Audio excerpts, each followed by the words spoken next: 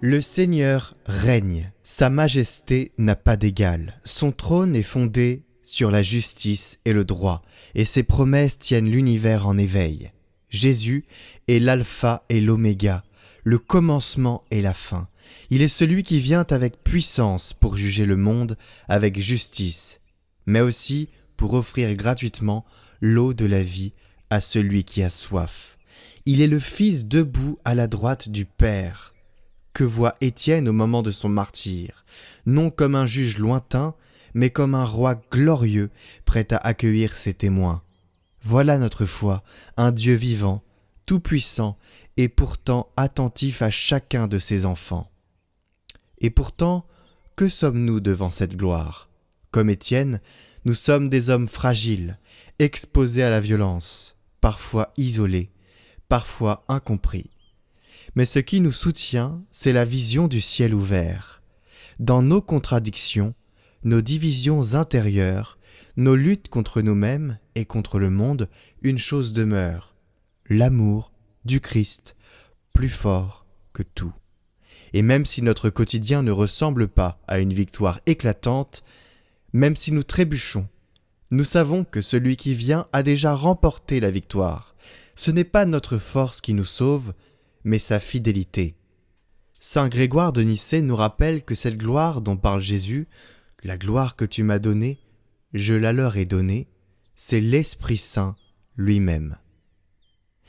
Et c'est cette gloire qui nous rend capables de l'unité, pas une unité superficielle, mais celle qui vient de Dieu, par l'unique bien, l'Esprit qui lie tout dans la paix. Nous ne sommes pas appelés à vivre chacun dans notre monde, chacun notre petit évangile, mais à devenir un seul corps, un seul esprit, par la puissance de l'Esprit Saint. Jésus veut que nous soyons là où il est, non seulement à la fin des temps, mais déjà maintenant, unis à sa vie divine. C'est le lien vivant qui donne sens à notre mission dans le monde. Devant un Dieu si grand, la Bible nous dit « Heureux ceux qui craignent le Seigneur ». Mais il ne s'agit pas d'avoir peur comme un esclave devant un maître. La crainte de Dieu, c'est le respect profond, l'émerveillement de l'âme devant sa sainteté. C'est savoir que Dieu est Dieu et que nous ne sommes pas ce Dieu. C'est l'attitude d'Étienne, priant pour ses ennemis, alors qu'on le lapide.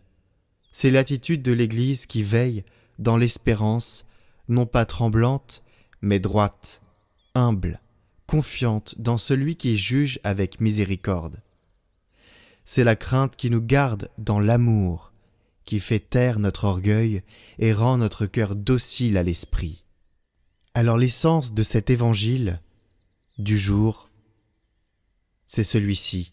Dieu, dans sa gloire infinie, s'est abaissé jusqu'à nous non pour nous écraser, mais pour nous élever à lui.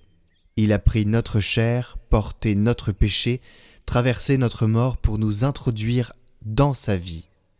L'Évangile, c'est l'annonce bouleversante que l'amour est plus fort que le péché, que la lumière a pénétré nos ténèbres et que désormais rien, ni la souffrance, ni l'échec, ni la mort, ne peut empêcher l'homme de vivre uni à Dieu, par la foi dans l'Esprit. C'est l'appel à devenir un avec le Christ, non par mérite, mais par grâce, et à vivre dès maintenant, dans notre fragilité, une vie transfigurée par sa présence.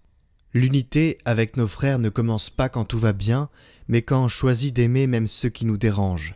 Ce n'est pas une fusion des caractères, mais une conversion du cœur. Concrètement, cela veut dire prier pour ceux qui nous agacent, poser des gestes simples de paix, et parfois accepter de se taire ou de céder sans amertume.